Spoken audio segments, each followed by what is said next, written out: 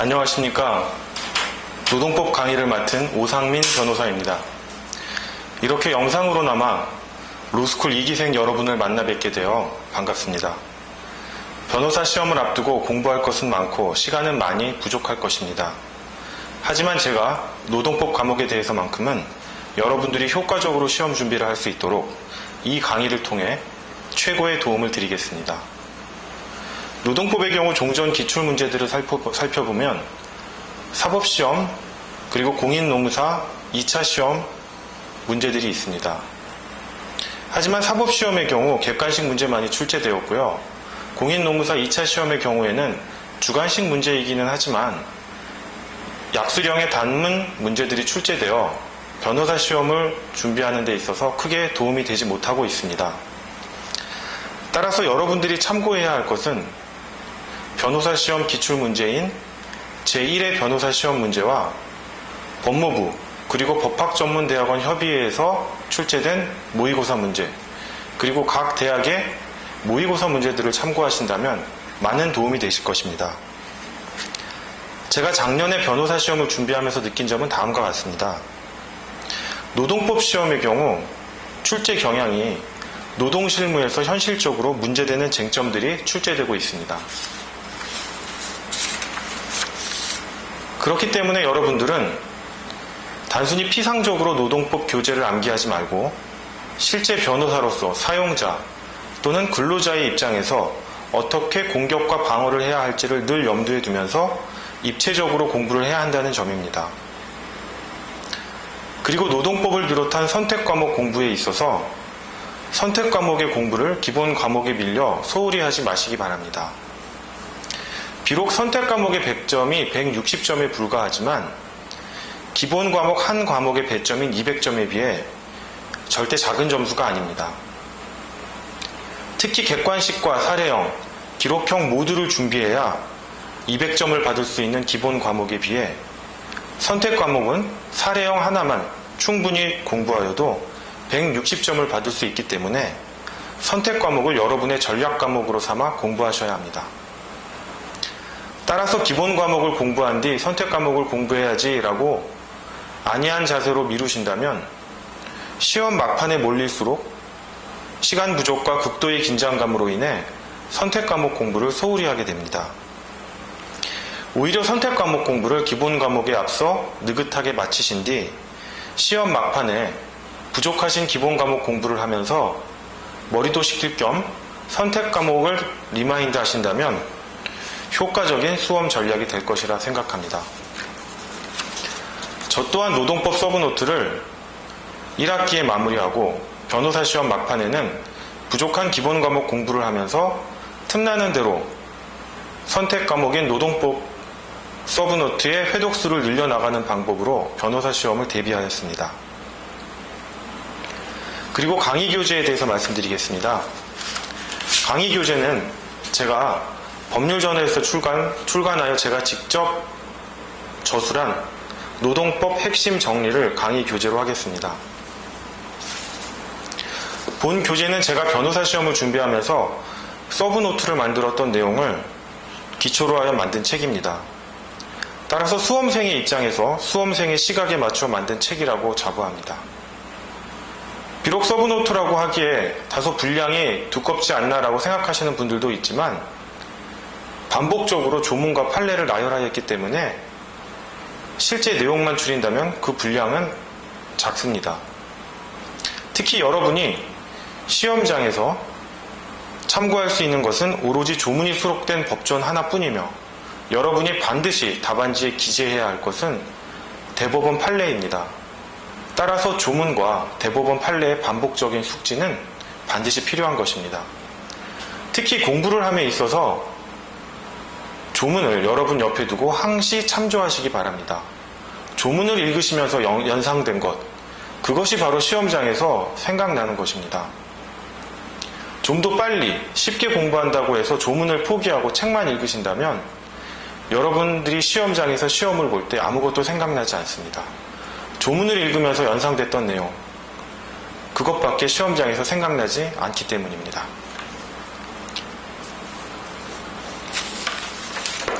자, 이제 본격적으로 노동법 강의에 들어가겠습니다. 우선 본 교재 12페이지 노동법 일반 이론을 설명하겠습니다.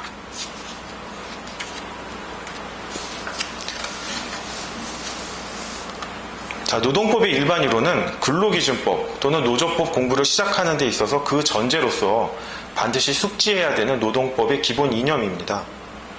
우선 노동분쟁의 유형으로서 1번 권리분쟁과 이익분쟁을 살펴보겠습니다. 노동분쟁의 유형은 크게 권리분쟁과 이익분쟁으로 구별되는데요. 일반적으로 변호사로서 또는 일반인으로서 흔히 접하게 되는 법적 분쟁 유형은 권리분쟁 유형이라고 할 수 있습니다. 즉 권리분쟁이란 기존에 설정된 규범이 있고 이 규범에 대한 해석 여부가 문제되는 것이 권리분쟁인 것입니다. 예를 들어 여러분들이 아파트를 사고 팔 때 매매계약서라는 것을 작성하게 되는데요. 이때 부득이한 사유로 매매계약을 해지할 경우 매매계약서에 기재된 해제권의 존부에 대해서는 매도인과 매수인, 계약 당사자 간에 아무런 다툼이 없습니다. 다만 그 계약 해제권에 대하여 계약 해제 사유에 해당하는지라는 계약 해제권 조항에 대한 해석 여부가 문제되는 것입니다. 이처럼 계약 해제 사유에 해당하는지 여부에 따라 계약 해제권이 발생하는지 여부를 다투는 것을 권리분쟁이라고 하는 것입니다. 그러나 이익분쟁은 새로운 권리 의무의 형성에 관한 분쟁을 의미합니다. 즉 매매계약서에 계약 해제권이라는 내용을 당사자 사이에 넣을지 말지 그 자체에 대한 분쟁이라고 할 수 있습니다. 즉 쉽게 정리하겠습니다. 권리분쟁은 기존의 권리 의무의 적용과 해석에 관한 분쟁, 이익분쟁은 새로운 권리 의무의 형성에 관한 분쟁을 의미합니다. 노동법은 권리분쟁 이외에 이익분쟁도 법률분쟁으로 하는 것을 특징으로 합니다.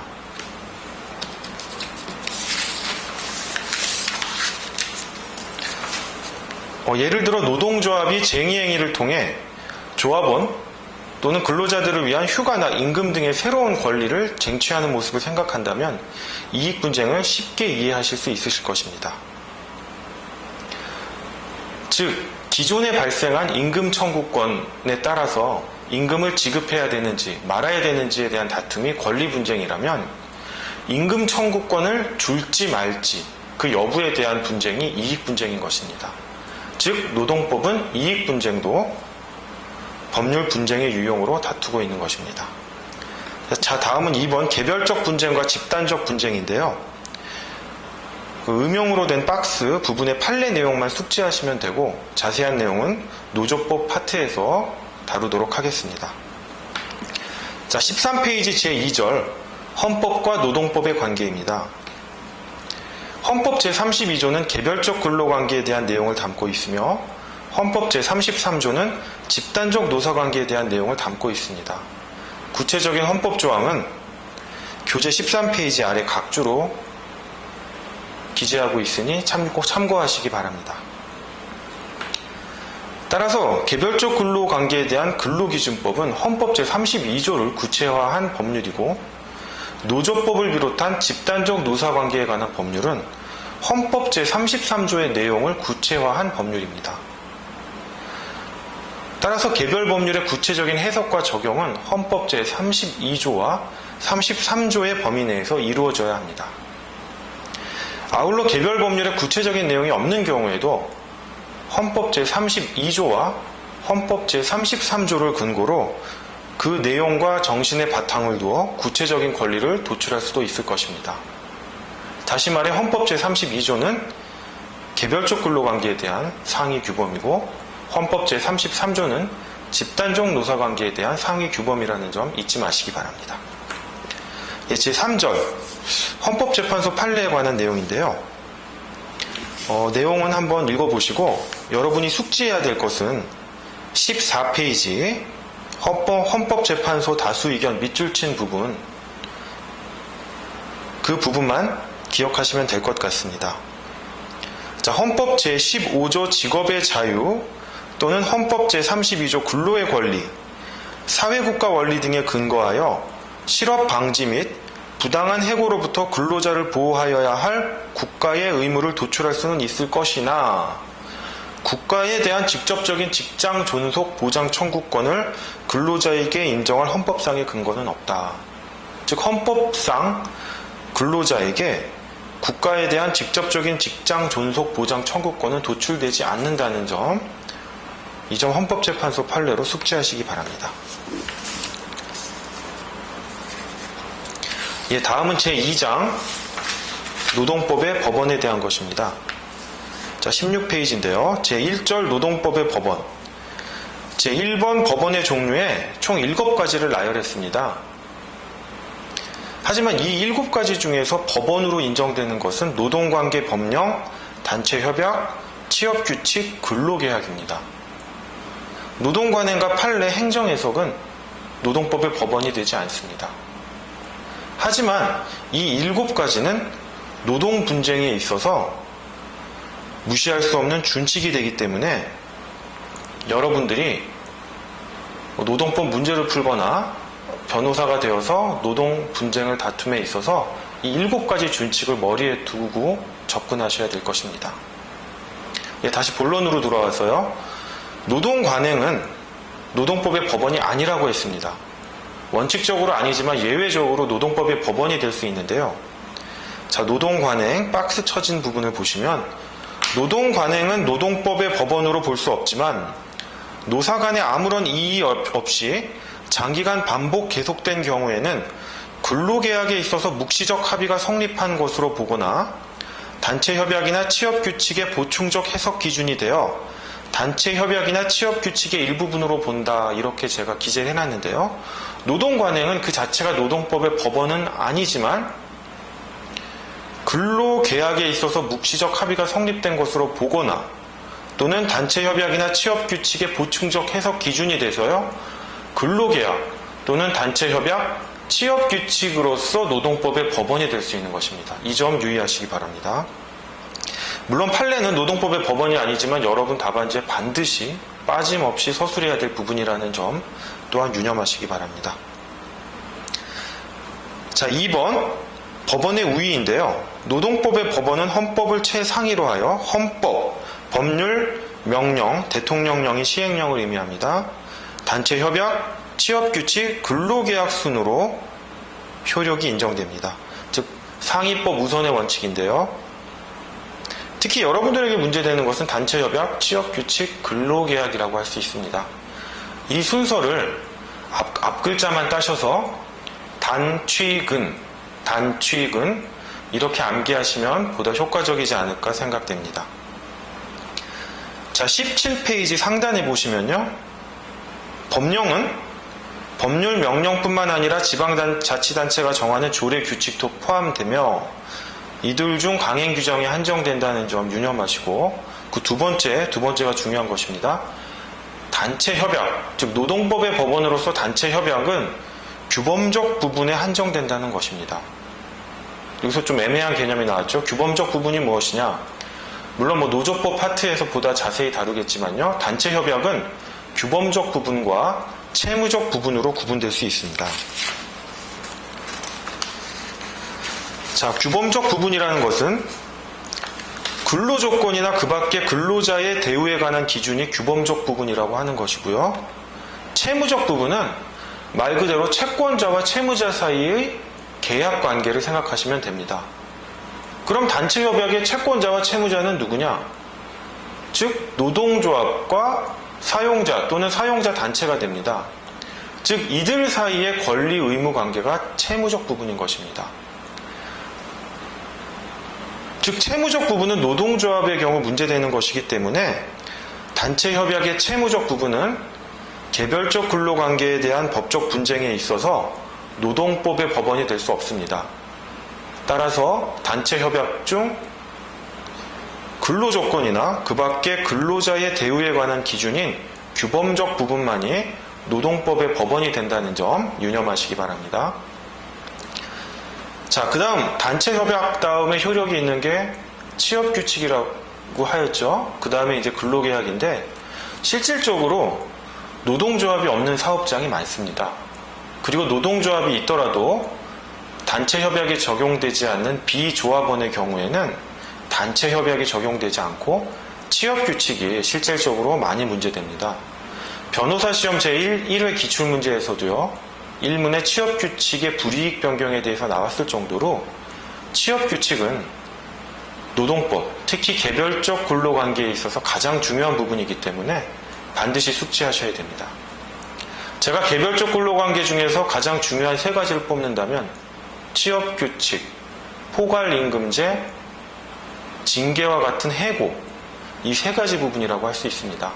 물론 그 밖에 나머지 부분도 중요한 부분이 있지만 아직 변호사 시험이 이제 2회밖에 되지 않았기 때문에 이 중요한 부분을 위주로 공부하시면 될 것 같습니다. 조금 얘기가 길어졌는데요. 요 17페이지 참고 부분 박스 한번 보겠습니다. 아까 그렇게 상위법 우선의 원칙이라고 해서 단취근 이런 효력의 우선순위를 언급했는데 그게 진짜 법 규정에 있는지, 그게 법 규정에 있다면 여러분 답안지에 반드시 그 규정을 써줘야 합니다. 자, 근로기준법 제15조 제1항은 근로기준법이 근로계약에 우선한다라고 되어 있고요. 근로기준법 제96조 제1항과 노조법 제33조는 단체협약이 취업규칙에 우선한다. 그리고 근로기준법 제97조는 취업규칙이 근로계약에 우선한다라고 되어 있습니다. 이거를 우선 순서대로 펼치면 근로기준법, 단체협약, 취업규칙, 근로계약 이런 순서가 됩니다. 그런데 이 조문을 좀 자세히 살펴보시면요. 근로기준법 제15조 제1항, 그 다음에 근로기준법 제97조를 보시면 제가 한번 읽어보겠습니다. 근로기준법 제15조 제1항, 이 법에서 정하는 기준에 미치지 못하는 근로조건을 정한 근로계약은 그 부분에 한하여 무효로 한다. 자, 근로기준법 제97조입니다. 취업규칙에서 정한 기준에 미달하는 근로조건을 정한 근로계약은 그 부분에 관하여는 무효로 한다. 자, 그 부분에 관하여 무효로 한다라고 하였기 때문에 상위법보다 하위법이 근로자에게 불리하다면 그 부분에 한해서 무효가 되는 거지 전부 무효가 되는 것이 아닙니다. 따라서 상위법보다 하위법 규정이 상위법보다 유리하다면 하위법이 적용되는 것입니다. 이것이 바로 17페이지 가 유리의 원칙이라고 하는 것입니다. 즉 반대 해석의 결과로 이러한 유리의 원칙이 적용되는데요. 그렇다면 단체협약이 취업규칙 또는 근로계약보다 유리하다라고 한 근로기준법 제96조 1항과 노조법 제33조 규정을 보면 아까 말한 그런 그 부분에 한하여 무효로 한다라는 말이 없습니다. 그러다 보니까 단체협약에서 유리의 원칙이 적용되느냐, 즉 단체협약보다 취업규칙이나 근로계약이 유리하게 규정되어 있다면 단체협약의 적용을 배제하고 취업규칙이나 근로계약이 유리의 원칙으로 적용되느냐의 여부에 대하여 학설이 나누어져 있습니다. 이에 대해 아직 명시적인 대법원 판례는 없는데요. 근로자에게 유리하게 적용되는 것이 노동법의 취지라고 본다면 긍정설의 입장에 따라서 유리의 원칙이 적용된다라고 보는 것이 타당할 것 같습니다. 즉 단체협약은 근로자를 보호하기 위한 근로조건의 최저 기준을 정한 것이므로 단체협약에서 유리의 원칙의 적용을 긍정하는 것이 타당할 것 같습니다. 물론 이러한 학설 대립과 상관없이 단체협약 자체에 유리의 원칙을 규정해 놓으면 당연히 유리의 원칙은 단체협약의 내용으로서 적용이 되는 것이기 때문에 이러한 학설 대립이 문제될 여지가 없습니다. 자, 17페이지 하단 신법 우선의 원칙 및 특별법 우선의 원칙, 이 부분은 뭐 다른 법률 공부할 때 늘 나오는 부분이니까 그냥 넘어가도록 하겠습니다. 자, 이제 근로자의 제3장 근로자의 의미에 대한 건데요. 자, 개별적 근로관계는 사실은 민법을 잘 하시는 분들이 보다 쉽게 이해하실 수 있습니다. 물론 뭐 민법을 내가 좀 부족하다고 해서 노동법을 이해하는데 뭐 하등에 문제가 있지는 않습니다만 그래도 개별적 근로관계인 근로기준법은 그 민법의 법리들을 많이 차용합니다. 자, 그럼 제가 잠깐 판서를 하겠습니다. 자, 개별적 근로관계에 있어서 근로계약은 근로자와 사용자 사이에 체결이 됩니다.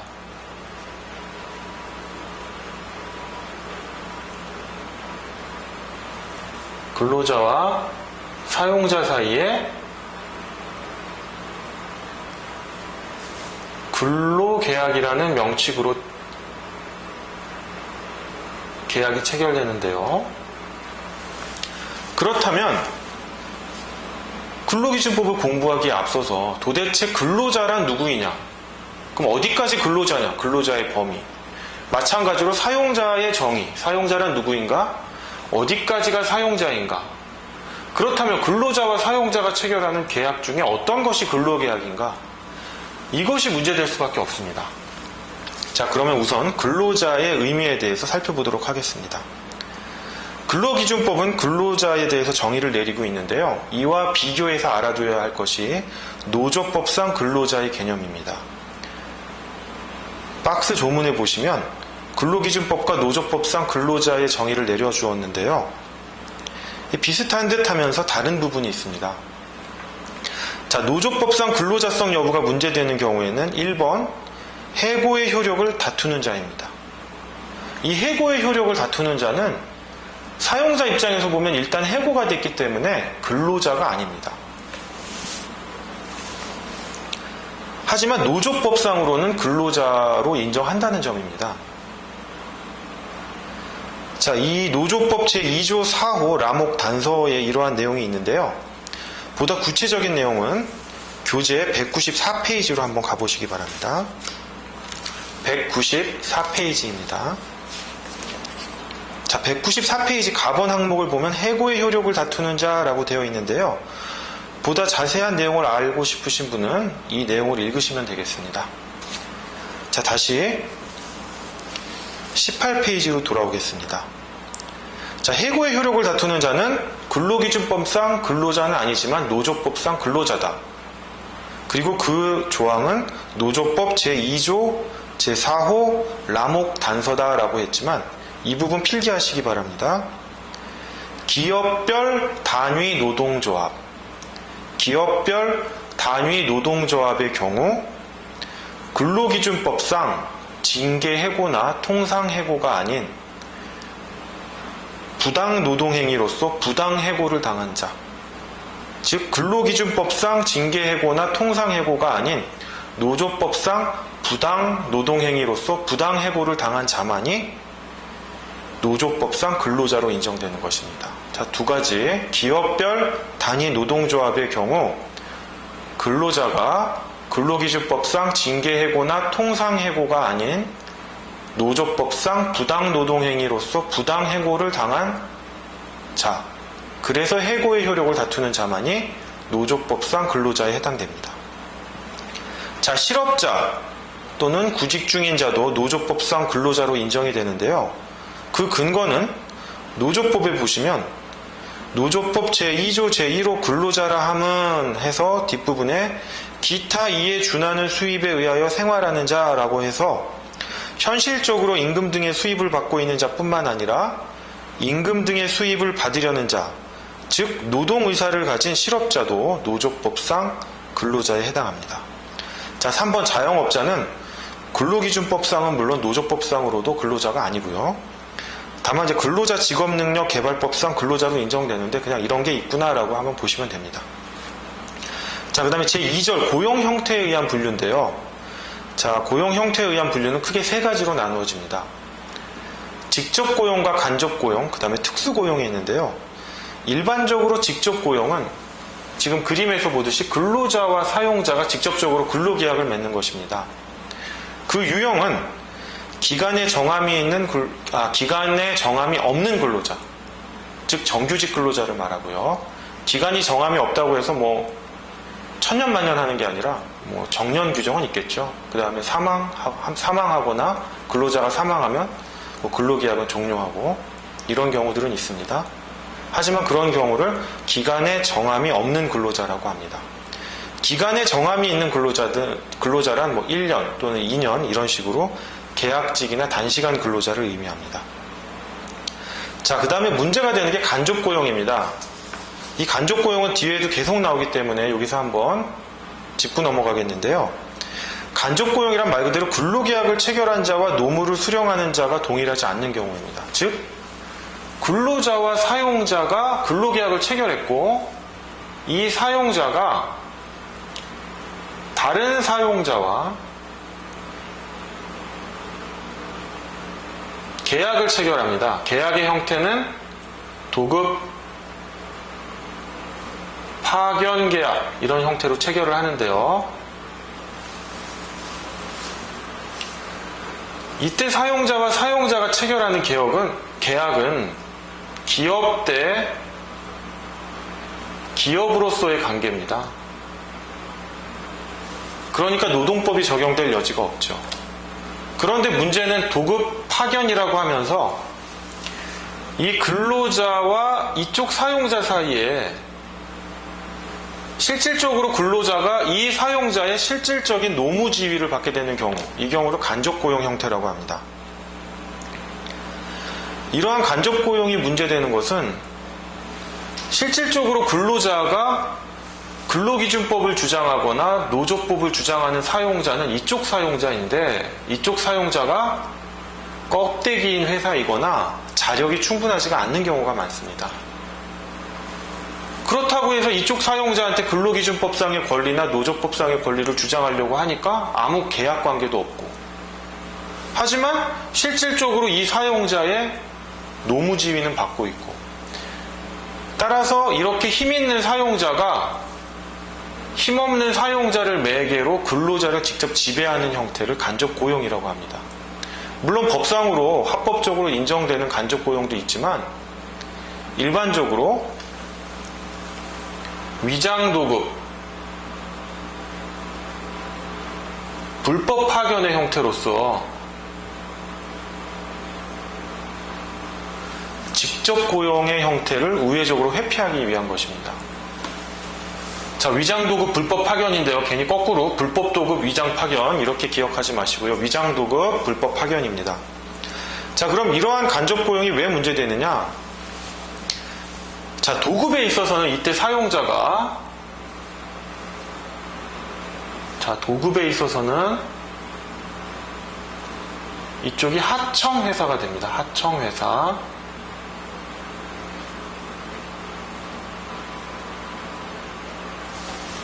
자, 도급에 있어서는 이때 사용자를 원청회사라고 합니다.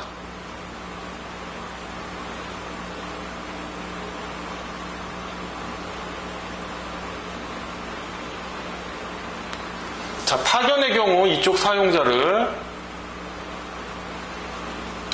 원고용주, 고용을 직접 했기 때문에 근로자랑 원고용주 또는 파견사업주,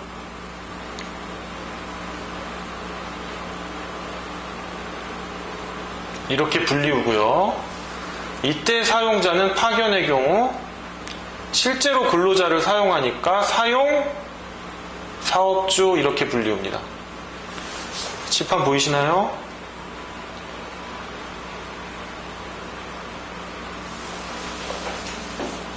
자, 이러한 간접고용 형태에 있어서 이 근로자와 원청회사, 사용사업주와의 근로관계를 인정하려는 시도가 있습니다. 근로자가 워낙 피해를 보기 때문에. 그 경우에 개별적 근로관계로서의 근로계약관계를 인정하는 게 아니라 집단적 노사관계에 있어서 노조법상의 근로자를 인정하는 것입니다. 즉, 이 사용자한테 근로계약관계는 맺지 않았지만, 근로계약관계는 맺지 않아서 근로기준법상의 권리는 청구할 수 없지만 집단적 노사관계로서 노조법상의 노동쟁의 조종이라든지 쟁의행위, 단체 협약 등을 할 수 있는 권리를 부여하는 것입니다.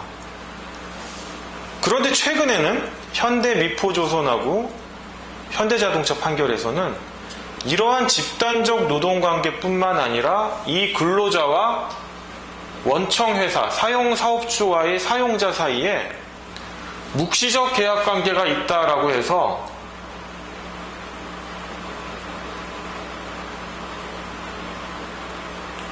즉 묵시적 근로계약관계를 인정해서 집단적 노사관계뿐만 아니라 개별적 근로관계에 있어서 근로자성까지 인정한다는 점, 이 부분을 반드시 숙지하셔야 됩니다. 뒤에 판례가 있으니 그때 자세히 설명드리겠습니다. 자, 3번 특수고용 형태인데요. 특수고용 형태는 일반적으로 근로자는 아닙니다. 독립적 성격이 강해 근로자성 자체 인정 여부가 문제되는 유형들인데요. 이러한 사람들은 개별적으로 사업자 등록을 내서 개별 사업자에 해당됩니다. 따라서 근로자에 해당되진 않는데, 이 경우 근로자성 여부를 회피하기 위해서 개별 사업자 등록을 내라고 사용자가 강요하는 경우가 있습니다. 이러한 특수고용 형태에 있어서 근로자성 여부의 인정 여부 또한 문제되고 있습니다. 자, 제3절에 보시면 밑에서 네 번째 줄이죠. 특수형태 근로 종사자가 근로기준법상 근로자에 해당하는지 여부가 문제된다. 이에 대해 대법원은 계약의 형식이나 명칭에 관계없이 그 실질에 있어서 1번 임금을 목적으로, 2번 종속적인 관계에서 3번 사용자에게 근로를 제공하였는지 여부에 따라 판단하고 있다. 즉, 세 가지 기준으로 근로기준법상 근로자인지 여부를 판단하고 있다는 점입니다. 특수고용에 있어서 원칙적으로 근로자성 부정, 예외적으로 이 세 가지 요건을 충족하는 경우에 근로자성 인정입니다. 자, 20페이지를 보시면요. 그 종속성 여부에 대한 판단 기준인데요. 자, 10가지 기준이 있습니다만 다 외우시면 좋고요. 10가지 아니더라도 한 5가지 정도는 암기하셔야 됩니다. 그 다음에 주의해야 할 점은 밑에 단서 근로소득세 원천징수 여부 및 사회보장 제도에 관한 법령 적용 여부는 사용자가 경제적으로 우월한 지위를 이용하여 임의로 정할 여지가 크다는 점에서 그러한 점들이 인정되지 않는다는 것만으로 근로자성을 쉽게 부정하여서는 아니 된다라는 점, 요 점 주의하시기 바랍니다. 관계되는 판례는 밑에 각주 3번에 기재되어 있으니 참고하시기 바랍니다. 자, 21페이지 특별법의 적용을 받는 근로자의 근로기준법 적용 여부인데요. 국가공무원법이나 사립학교법 등의 특별법으로 규정되어 있기 때문에 시험에 출제되기는 어렵다고 보여집니다. 제5절 산업재해보상보험법상 특수형태 근로 종사자의 근로자성은 조문이 있으니까 조문 한번 참고하시기 바랍니다. 자, 제4장 사용자의 의미 22페이지입니다. 제1절 근로기준법상 사용자의 정의입니다. 근로기준법 제2조 제1항 제2호는 사용자를 세 가지로 분류하고 있습니다. 사업주, 자, 사용자가 세 가지로 나눠지죠. 지우진 않겠습니다. 사업주, 일반적으로 오너라고 생각하시면 됩니다. 자, 2번 사업 경영 담당자,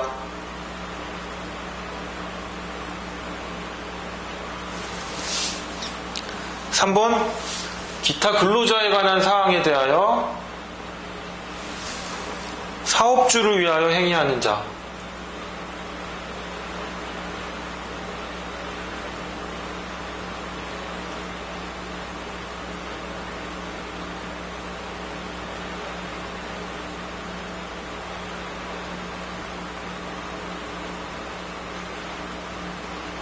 이렇게 세 가지가 있는데요. 사업주는 여러분들이 쉽게 생각하시려면 회장님 같은 오너를 생각하시면 됩니다. 자, 사업 경영 담당자는 법인 등기부등본 띄워보시면 대표이사 같은 사장, 물론 회장님은 따로 있는 경우겠죠. 사장이라든지 또는 지점장, 지배인 이런 사람들을 의미하고요. 자, 3번 사업주를 위하여 행위하는 자는 쉽게 생각하시면 인사팀 또는 노무 업무를 담당하는 노무 담당 직원들을 생각하시면 됩니다. 이러한 직원들은 사업주를 위하여 행위하는 자이기 때문에 실질적으로 노동조합에 가입할 수가 없습니다. 특히 문제되는 유형은 2번하고 3번 유형입니다. 사업주는 오너니까 자기 거니까 회사가 자기 거니까 근로자가 될 여지가 없는데, 이 2번하고 3번은 근로자 입장에서 보면 사용자입니다. 근로자 입장에서 보면. 그런데 사업주하고 보면은 사업주하랑은 개별적인 근로관계를 맺고 있는 또 근로자들입니다. 그래서 이러한 이중적 지위가 문제되는데 이 부분은 뭐 뒤에서 제가 제5절에서 설명드리도록 하겠습니다. 자, 그럼 제2절 노조법상 사용자의 정의입니다. 노조법 제2조 2호는 사용자의 정의를 이렇게 내리고 있는데요. 뭐 근로기준법 제2조 제1항 제2호와 뭐 대동소이합니다. 다만 근로기준법상 사용자는 근로계약의 당사자 및 책임의 주체를 의미하는 반면에 노조법상 사용자는 노동조합의 상대방으로서 단체교섭 및 단체협약의 당사자 및 부당노동행위 금지의 의무자 및 구제명령의 이행자를 의미한다. 즉 범위는 비슷하지만 그 의무의 내용이 다르다는 점 숙지하시기 바라겠습니다.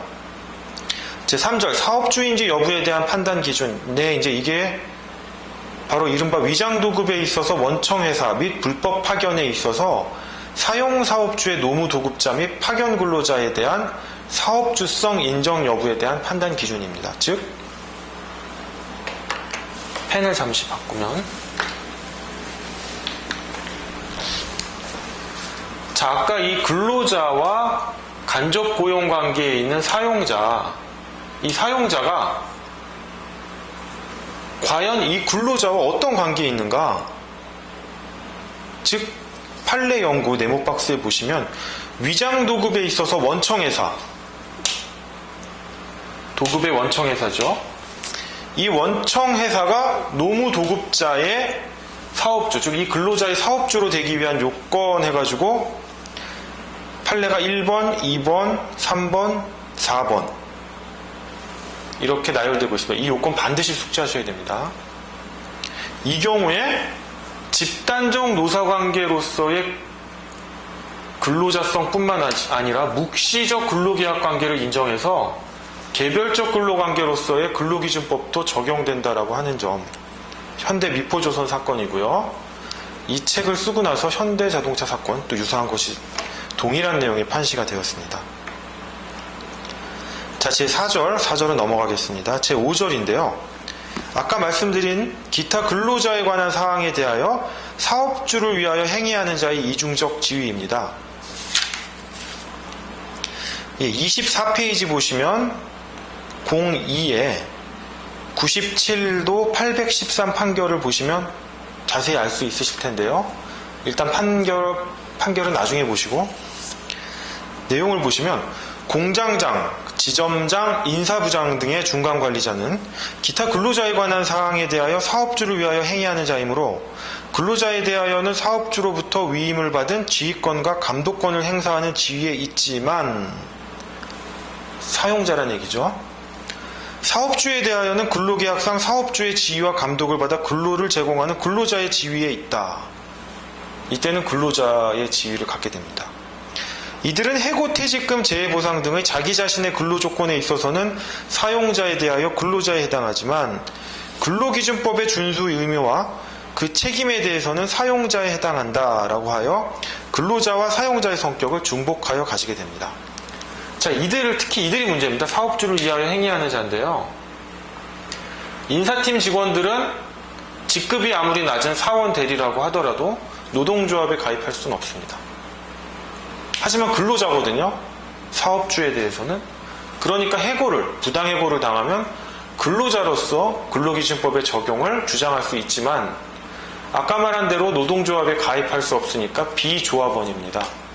따라서 단체 협약을 주장할 수는 없는 것입니다. 물론 노조법에서 자세히 공부하겠지만 단체 협약의 확장적 적용이 인정된다면 단체 협약을 적용할 수는 있겠죠. 자, 24페이지로 넘어와서 제6절 사업 경영 담당자인데요. 3번보다 더 애매한 분들이 사업 경영 담당자입니다. 명칭은 이사, 전무 이렇게 해서 근로자가 아닌 것 같은데 하는 일을 보면 사업주, 즉 오너의 지배를 받고 출퇴근도 제한을 받고 이게 도대체 근로자인지 사용자로서 사업 경영 담당자인지 애매할 경우가 있습니다. 이 경우 명칭에 구분되지 않고요. 이 사람들의 실질을 보고 판단합니다. 일반적으로 원칙적으로 이사 전무 같은 사람들은 사업 경영 담당자로서 사용자지 근로자에 해당할 수 없습니다. 다만 사업주의 노무지위를 받는다거나 출퇴근이 자유롭지 않는다거나 라는 업무 종속성이 인정될 때에는 근로자의 지위가 인정되고요. 특히 사업 경영 담당자가 받는 보수가 근로의 대가로 받는 임금으로 인정된다면 근로자성이 인정되는 것입니다. 자, 97도 813 판결 02번입니다. 저 두 번째 줄부터 읽겠습니다. 여기에서 사업 경영 담당자라 함은 사업 경영 일반에 관하여 책임을 지는 자로서 사업주로부터 사업 경영의 전부 또는 일부에 대하여 포괄적인 위임을 받고 대외적으로 사업을 대표하거나 대리하는 자를 말하는 바, 근로기준법이 같은 법 각 조항에 대한 준수 의무자로서의 사용자를 사업주에 한정하지 아니하고 사업경영 담당자 등으로 확대한 이유가 노동 현장에 있어서 근로기준법의 각 조항에 대한 실효성을 확보하기 위한 정책적 배려에 있는 만큼, 따라서 사업경영 담당자는 정책적 배려에 의해서 사용자로 의제될 뿐입니다. 따라서 25페이지 네모 박스 음영을 보시면요. 사업경영 담당자가 근로자 확인 청구를 하는 경우, 즉 근로자로서의 지위를 인정받고 싶을 경우에는 사용자 요건을 완화해서 사업경영 담당자의 근로자성을 인정하는 반면, 사업경영 담당자가 다른 근로자들에 대해서 어떤 근로기준법 위반으로 제소가 된 경우, 즉 사업경영 담당자가 근로기준법 위반죄로 기소된 경우에는 사용자 요건을 엄격하게 해석하여 사업경영 담당자를 사용자에 포섭시켜 해석하고 있습니다. 즉 이중적 지위가 인정되고 그 포함 여부도 사례에 따라서 완화될 수 있다는 점 숙지하시기 바랍니다. 자, 제5장 근로기준법의 적용 범위인데요. 이게 시험에 반드시 나올 만한 중요한 것이라고 볼 수는 없지만, 노파심에서 말씀드리면, 혹시 문제 중에, 이 사업장이 또는 이 근로자가 근로기준법이 적용될 수 있는 영역인가라는 문제가 제기될 수 있습니다. 이 부분에 대해서 쟁점을 놓치지 말고 한두 줄은 써주셔야 됩니다. 제가 공부하는 데 있어서요, 한 가지 문제에 10가지 쟁점이 있으면 10가지 쟁점을 놓치지 말자. 한 가지 쟁점에 필이 꽂혀가지고 10줄, 20줄 써봤자 만점은 그 쟁점에 배정된 배점은 5점밖에 안 됩니다. 차라리 좀 더 적게 쓰고 다른 쟁점을 놓치지 않고 대충 쓰는 게 오히려 고득점에 유리합니다. 10가지 쟁점을 놓치지 않고 대충 쓰는 거랑 10가지 쟁점 중에 5가지 쟁점을 완벽하게 쓰고 5가지 쟁점을 놓치면 전자의 경우가 더 배점이 높다고 할 수 있습니다. 차라리 문제를 보기 전에 급하게 답안을 서술하지 마시고요. 한 번, 두 번, 세 번 좀 꼼꼼히 읽으셔서 문제되는 쟁점이 무엇일까? 내가 놓친 것은 없는가를 염두에 두셔서 그 쟁점들을 모두 서술하시는 게 고득점에 유리하다고 할 수 있습니다. 그 변호사 시험 제1회 기출문제에서 제1문이었죠. 취업규칙의 불이익 변경에 대해서 그 인사규정을 막바로 취업규칙이라고 정의하고 쓰신 분들이 있는데 잘못된 겁니다. 그 인사규정이 취업규칙인지 여부에 대해서 진짜 두 줄 정도만 써주셨더라면 그 부분 배점을 그 배점에 배정된 만점인 5점을 받지 못하더라도 최소한 3점 정도는 받을 수 있는데 그 쟁점을 놓치고 바로 인사규정은 취업규칙이다라고 들어가신 분들은 아예 배점에 대한 점수조차 받지 못했습니다. 그래서 이 제5장 근로기준법의 적용 범위 이 부분이 혹시나 배점에 나올 수 있기 때문에 간략하게 설명드리겠습니다. 제1적 인적 적용 범위인데요. 근로기준법 제11조가 이에 대해 규정하고 있는데 제1항 이 법은 상시 5명 이상의 근로자를 사용하는 모든 사업 또는 사업장에 적용한다. 다만 동거하는 친족만을 사용하는 사업 또는 사업장과 가사 사용인에 대하여는 적용하지 아니한다 라고 규정하고 있습니다. 따라서 이에 대한 해석이 문제되는데요. 밑에 화살표 부분 보시면 근로기준법 제11조 1항의 의미, 상실한 무엇이냐? 상실한 항상이 아니라 상태를 의미한다.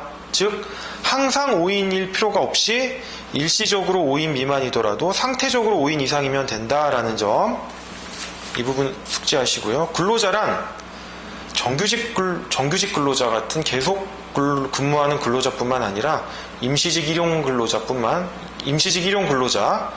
그리고 근로자 명칭에 상관없이 사용 종속 관계에 비추어 외국인 근로자들도 이에 포함된다는 점, 또는 3번 사업 또는 사업장은 업으로서 행해지는 경우에는 그 사업이 이례적이거나 일시적이라도 사업 또는 사업장에 해당한다는 점, 이 점 유념하셔서 혹시나 근로기준법의 적용 범위로서 인적 적용 범위가 문제되는 경우 간략하게만 서술해 주시면 됩니다. 장소적 적용 범위는 한번 근로기준법 제12조 읽어보시면 되고요. 제3절 근로계약 주체가 외국인이며 노무제공지도 외국인 경우 근로기준법의 적용 여부. 이게 이제 항공사의 경우 기장을 외국인 근로자를 채용하는 경우가 많습니다. 직접 채용하는 게 아니라요, 파견 형태로 제공을 받는데, 이 외국인 기장들이 집도 외국에 있고 노무제공지도 외국에 있으니까 우리나라 근로기준법이 적용되느냐에 대한 판례입니다. 따라서 이 부분 판결문 한번 읽어보시면 되고요. 자, 28페이지 참고 부분 파트인데요. 참고 부분 박스, 제가 판례를 응용해서 만든 문제와 답안이니까 한번 읽어보시기 바랍니다. 예, 제6장 근로자와 사용자의 의무입니다. 자, 이 부분, 과연 이제 근로계약 관계가 체결됐을 때 근로자와 사용자 사이에 어떠한 의무, 권리가 있는가? 자, 민법에서 보면 채권자와 채무자 사이에 어떤 의무와 권리가 있는가, 이런 내용이 되겠죠. 일단 칠판을 잠시 지우겠습니다.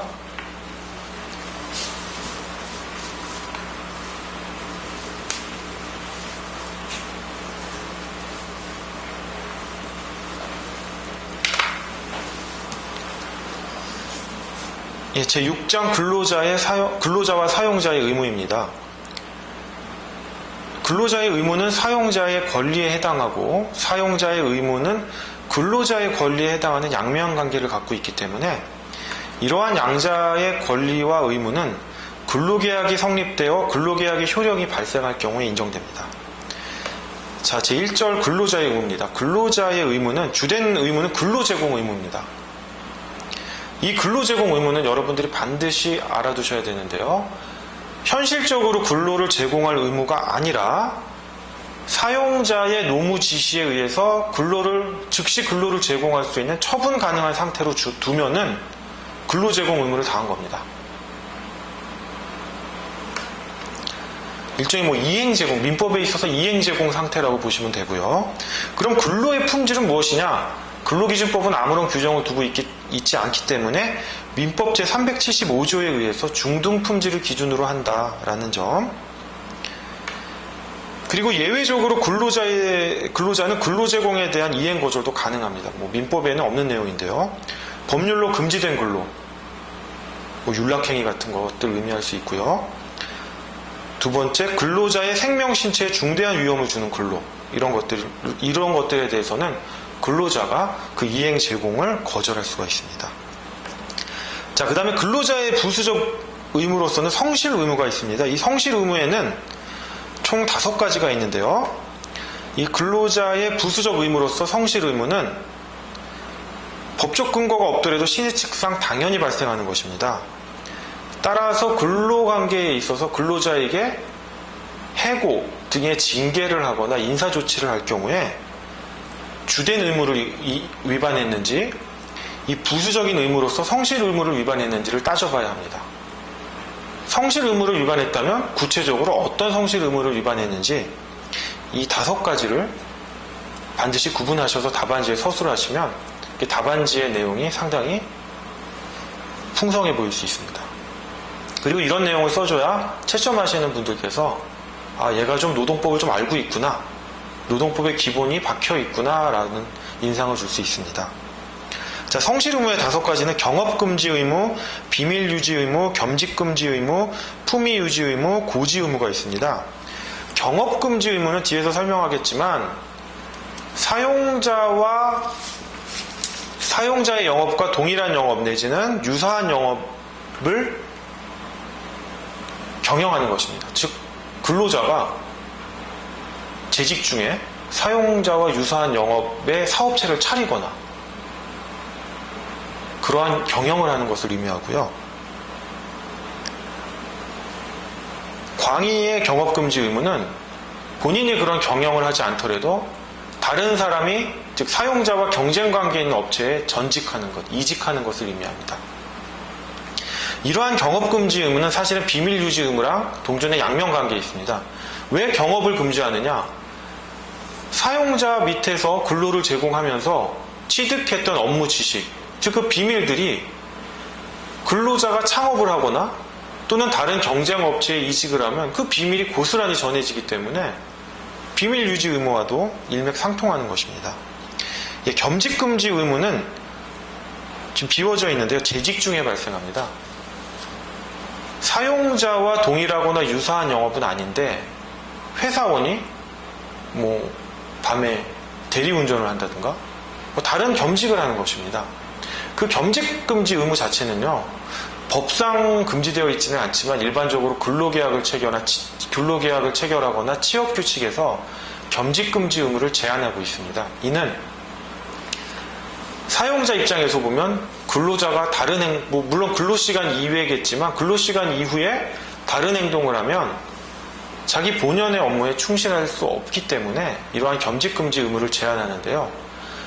이러한 겸직금지 의무를 절대적으로 제한하는 것은 또 사용자의 권리 남용에 해당되기 때문에 예외적으로 사용자의 허가를 받는 경우에는 겸직금지 의무가 배제되기도 합니다. 근로자 중에 돈이 많아서 부동산이 많아서 부동산 임대 사업을 한다든가 이런 경우에는 겸직금지를 허용해줘도 아무런 문제가 없겠죠. 자, 품위유지 의무는 근로자의 사생활에 대한 건데요. 이게 또 최근에 문제되고 있습니다. 마트 같은 데서 즉 여직원이 많은 사업장에서 문제가 되고 있는데요. 근로자들끼리 눈이 맞는다거나 또는 근로자들끼리는 아니더라도 해당 근로자가 좀 사생활이 문란한 경우 있지 않습니까? 하지만 회사에 어떤 피해는 주지 않는 것입니다. 회사 업무는 업무대로 열심히 하는 경우에 과연 회사 입장에서 근로자의 사생활까지 간섭해서 이를 이유로 징계를 할 수 있는가? 이런 부분이 문제되는데요. 최근에 아시아나 승무원 판결에서 근로자의 사생활이라고 하더라도 그것이 회사의 이미지에 영향을 미친다면 품위유지 의무 위반으로서 징계를 할 수 있다라는 판결이 내려진 바 있습니다. 고지 의무는요, 근로자가 근로를 제공하면서 사용자의 소유권인 기업 시설 또는 그런 것들에 결함 등이 있다면 고지할 의무가 있다는 것입니다. 밑에 29페이지 하단 근로자의 의무 불이행 시 사용자의 제재 수단은 주된 의무인 근로제공 의무를 위반할 경우 사용자는 근로자에게 1번 손해배상을 청구할 수 있고요. 이때 손해배상은 채무불이행, 즉 근로계약 의무 불이행에 따른 손해배상 뿐만 아니라 불법행위 요건을 갖춘 경우에는 불법행위에 기한 손해배상 청구까지 가능합니다. 청구권 경합설의 입장입니다. 두 번째로 근로계약 해지가 가능하고요. 인사규정 및 취업규칙에 의한 징계 등을 할 수 있습니다. 부수적 주의 의무인 성실 의무를 위반했을 경우 사용자는 근로자에게 마찬가지로 손해배상 청구, 이 경우에도 채무불이행 및 불법행위에 기한 손해배상 청구가 가능합니다. 2번, 주된 의무를 위반한 게 아니기 때문에요. 당해 행위의 중지를 명령할 수 있고요. 세 번째, 아무리 부수적인 의무라고 하더라도 그 정도가 심할 경우에는 근로계약 해지를 할 수 있고 마찬가지로 인사규정 및 취업규칙에 의한 징계를 할 수 있습니다. 한 가지 주의할 점은 여러분들이 이제 채무불이행의 효과가 뭐냐라고 하면은 민법을 너무 열심히 공부하셔서 그런지 채무불이행에기엔 손해배상 청구를 할 수 있습니다. 이렇게 말씀하시는데요. 채무불이행에 기한 효과의 첫 번째는 손해배상이 아니라 이행불능이 아니라 이행이 가능하다면 강제이행을 청구하는 것입니다. 그 채권 채무 관계 그대로 받을 수 있다면 강제 이행을 청구해서 그 채권, 채무의 내용대로 이행을 받는 게 제일 좋고요. 그것이 안 될 경우에 손해배상을 청구하는 것입니다. 그렇다면 근로자가 주된 의무인 근로제공 의무를 위반했을 때 강제 이행을 청구할 수 있느냐? 민법과 달리 강제 이행을 청구할 수 없다는 것입니다. 왜냐하면 두 번째 화살표에 보시면 근로제공 의무에 대한 민사상 직접 강제 내지 간접 강제와 같은 강제 이행은 인정되지 않는다. 근로제공은 근로자의 인격과 불가분의 관계에 있기 때문이다 라는 점입니다. 보다 이제 고차원적인 기본권을 침해한다고 보기 때문에 근로제공에 대한 강제 이행은 인정되지 않는 것입니다. 그 다음 밑에 손해배상 청구는 근로계약 및 민사상 채무불이행에 기한 손해배상 청구 및 불법행위에 기한 손해배상 청구가 가능하다는 점 앞서 설명드렸습니다. 제2절 근로자의 경업금지 의무인데요. 이 부분은 조금 자세히 보셔야 됩니다. 문제로서 나올 수가 있기 때문에요. 자, 1번 의의 보시면 광의의 경업금지 의무는 사용자의 영업을 보호하기 위해 그 사용자의 근로자에게 사용자의 영업과 경쟁적 성질을 띠는 영업 내지 경영을 금지하거나 이것이 바로 협의의 경업금지 의무고요. 경쟁업종에 전직하는 것을 금지하는 전직금지 의무와 같은 부작위 의무를 의미합니다. 이러한 경업금지 의무는 앞에서 설명드린 바와 같이 근로자의 비밀 유지 의무와 유사한 측면이 많습니다. 그러나 이러한 경업금지 약정은 근로자의 직업 선택의 자유를 침해하고 자유로운 경쟁을 저해하여 일반 소비자의 이익을 침해하며 퇴직 후 전직금지 약정은 근로자의 생계와도 밀접한 관련이 있으므로 경업금지 약정의 존부는 엄격하게 판단해야 합니다. 자, 경업금지 의무의 발생 근거는 재직 중에는 근로계약 관계가 맺어졌으니까 신의칙상 당연히 인정되는 거고요. 퇴직 후에는 근로계약 관계가 해지됐으니까 신의칙상 주된 의무도 없는 것입니다. 하지만 사용자 입장에서는 재직 중보다 퇴직 후에 경업금지 의무를 부과하고 싶으니까 근로관계가 소멸하여도 사용자는 퇴직한 근로자에게 개별적인 약정을 체결하는 경우가 많습니다. 저도 회사 다녔을 때 로스쿨 입사한다고 회사를 퇴직했을 때 비밀유지각서, 보안유지각서, 경업금지 의무 준수각서 이런 것들을 쓴 바가 있습니다. 개별적인 약정을 통해서 이렇게 경업금지 의무라든지 비밀유지 의무를 부여하고요. 퇴직 후에도 또는 부정경쟁 방지 및 영업비밀 보호에 관한 법률에서 법률로서 비밀유지 의무를 부과하는 경우가 많습니다. 그런데 이 부정경쟁 방지법에서는 그 비밀보호 의무가 좁기 때문에 그리고 비밀보호 의무만 규정되어 있고 경업금지 의무까지 부여하는지에 대해서는 명확하지가 않기 때문에 사용자는 이 부정경쟁 방지법 이외에 개별적인 약정, 즉 경업금지 약정, 비밀유지 약정의 형태로 퇴직 후에도 이 근로자에게 경업금지 의무와 비밀유지 의무를 부여하도록 하고 있습니다. 자, 이에 대해서 잠깐 350페이지를 잠깐 보시겠습니다. 350페이지입니다. 350페이지의 경우요. 이미 근로자가 퇴사해서 경업을 하고 있는데 또는 비밀을 막 누설하고 있는데 재판을 통해서 이러한 행위를 금지시키거나 손해를 보전받으려면 시간이 한참 걸립니다. 그 사이에 이미 비밀은 다 유출됐겠죠. 그래서 선제적인 조치로 이러한 노동 가처분이 인정되는데 물론 제가 노동 가처분 시간에 따로 설명을 드리겠지만 이러한 경우 인정되는 가처분이 350페이지 1번 영업비밀 침해 금지 가처분, 전직금지 가처분 같은 것들이 있습니다. 이러한 용어에 익숙해지셔야 됩니다. 왜냐하면 노동 분쟁에 있어서요 가처분이 선제적으로 이용되고 이 가처분을 통해서 본안 이전에 이미 상당한 실효성을 거두는 경우가 많기 때문에요. 이 노동 가처분은 비록 다른 교재에는 없지만 여러분들이 항상 숙지해 두셔야 되고요. 언젠가는 제가 변호사 시험에 꼭 나올 것이라고 보여집니다. 네, 그러면 30페이지로 돌아오겠습니다.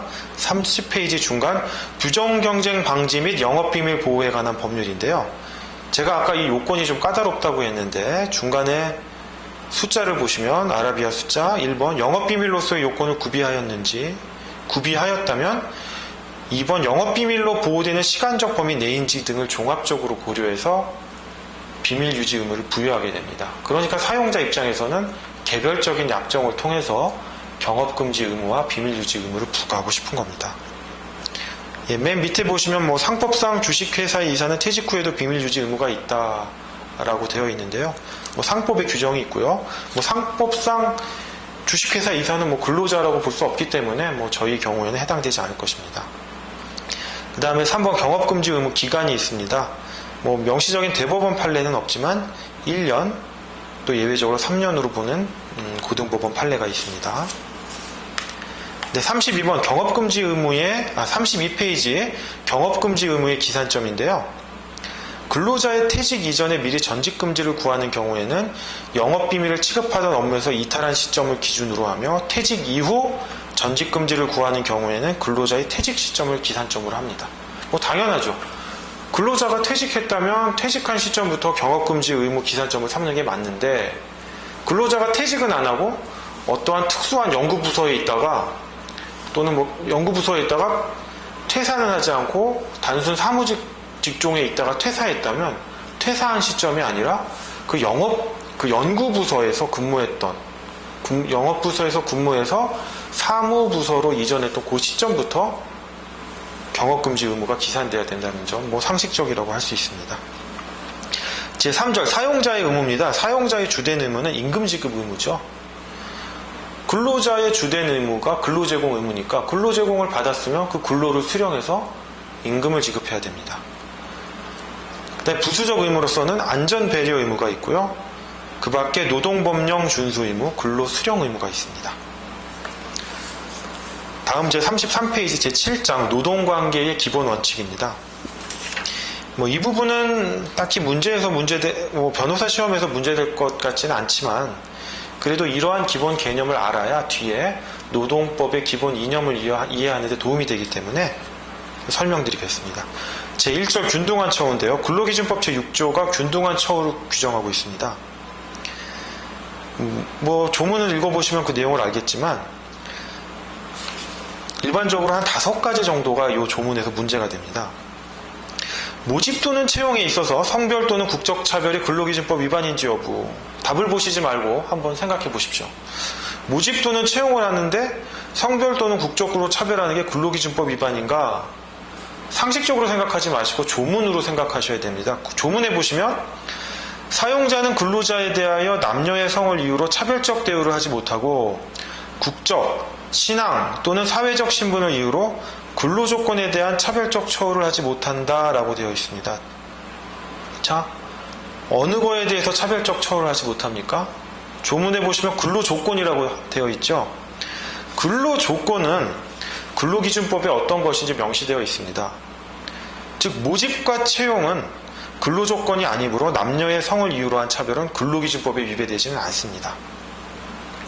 다만 이제 다른 법률인 남녀 고용 평등과 일 가정 양립 지원에 관한 법률에 이러한 차별 금지가 규정되어 있어서요. 이 법률에 따라서 차별이 금지되는 것입니다.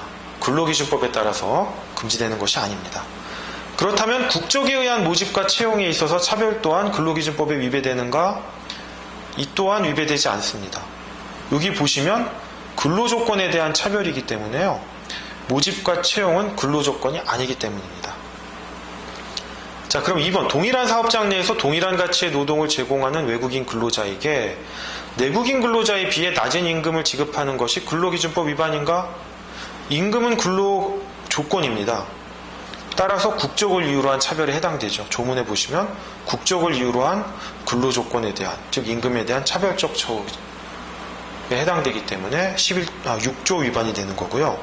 그렇다면 무국적자, 국적이 없는 자에 대한 차별은 가능하냐? 무국적도 소국적인 국적이기 때문에 차별해서는 안 됩니다.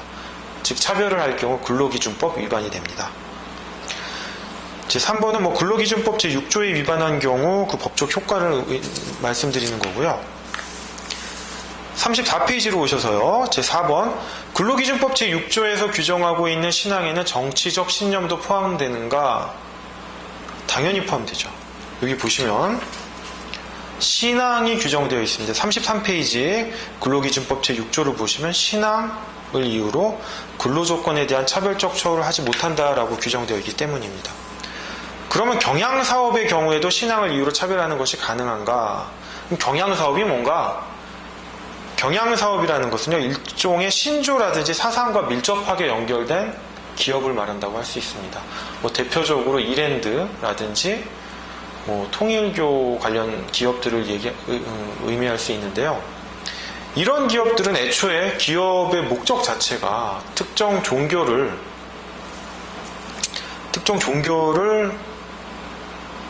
종교와 밀접하게 연관이 되어 있기 때문에요. 이러한 경향사업장에 있어서 근로자의 경향성을 이유로 차등 대우를 하는 것은 차별의 합리적인 이유가 있다고 판단되는 것입니다. 즉 이러한 경향사업에 있어서 그런 나의 신앙이나 신조 때문에 불이익을 받을 것 같으면 들어가지 말라는 겁니다. 헌재 판결을 보시면요. 헌재 2003 헌바 12 결정에서도 이러한 경우에 해고에 정당한 이유가 있는 것으로 인정하고 있습니다.